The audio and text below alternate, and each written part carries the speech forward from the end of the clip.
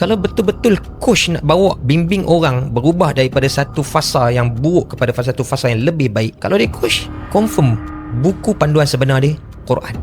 Kita nak berubah tu sebenarnya kita kena tahu arah tuju kita kan, seperti yang Ustaz cakap, kompas. Lepas tu sebenarnya kena ada orang yang membimbing kita. Ya, betul. Kalau tak ada orang bimbing pun, contohlah kalau orang tu nak bimbing tapi dia bimbing ke arah yang salah pun, tu masalah juga kan Ustaz? Betul. Orang yang nak membimbing pun dia mesti terbimbing. Sebab hari ni berapa ramai orang dia boleh sebut dia coach, tapi dia sendiri tidak dibimbing oleh Allah. Dia tidak relakan diri dia untuk dibimbing oleh Allah.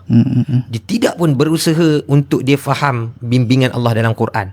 Celah mana dia nak jadi coach yang sebenar? Minta maaf cakap walaupun kasar sikit.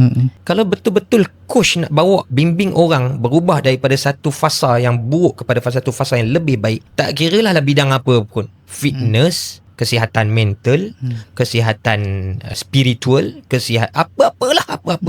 Kalau dia coach, confirm buku panduan sebenar dia Quran. Tak semestinya dia budak tahfiz, tak semestinya dia bidang agama, tak semestinya dia cakap bahasa Arab. At least kalau dia boleh faham mesej Allah, walaupun dia sekadar bertatih-tatih sekarang ni hanya dengan belajar patah demi patah. Alhamdulillah, oh ni ke makna dia. Lillahi, oh Rabbi, oh ni ke makna dia. Al-Alamin, ya Allah, berapa lama dah baca sekarang baru tahu. Tak apa, belajar sepatah demi sepatah.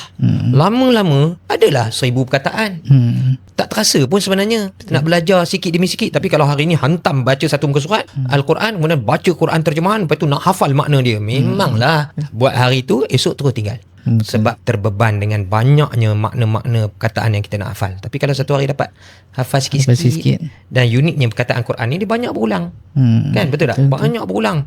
900 perkataan. Banyak. Perkataan ana, perkataan wa, perkataan inna, bersepah kita jumpa dalam Quran. Kadang-kadang tak terfikir pun nak ambil tahu makna tu. Kan? Sayang lah.